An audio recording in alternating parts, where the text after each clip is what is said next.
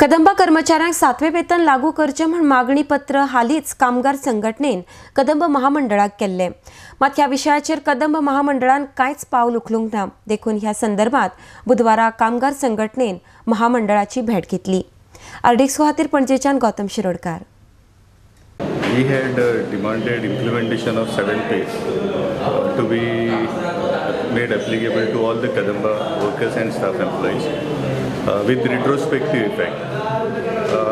Pudun Kadamban implement करूंक नासले. So we had come before the Labour Commissioner asking for his intervention. In the meantime, when the case was pending here,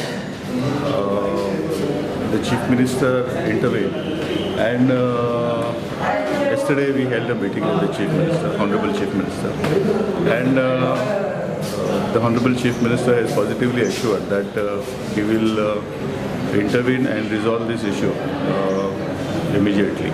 आपल्याक 7 दीस लागतले।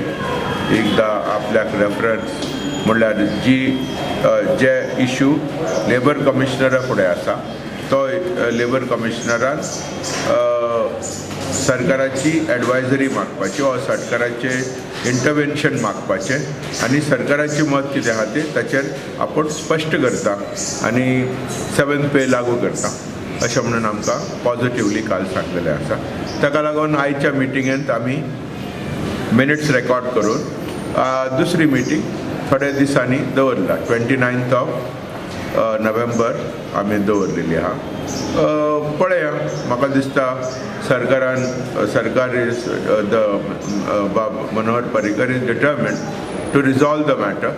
आमचो अनेक issue आसा तो म्हणल्यार 7th pay commission recommendation implement जावपाचो विथ रिट्रोस्पेक्टीव इफेक्ट, आनी त्याच परी आमचे जे बदली कामगार जांणी 2 वर्सां काम केलां त्या 2 वर्सां काम केल्ल्या सगळ्या बदली कामगारांक परमनंट करचे and bring them on the permanent roles of Kadamba Transport Corporation.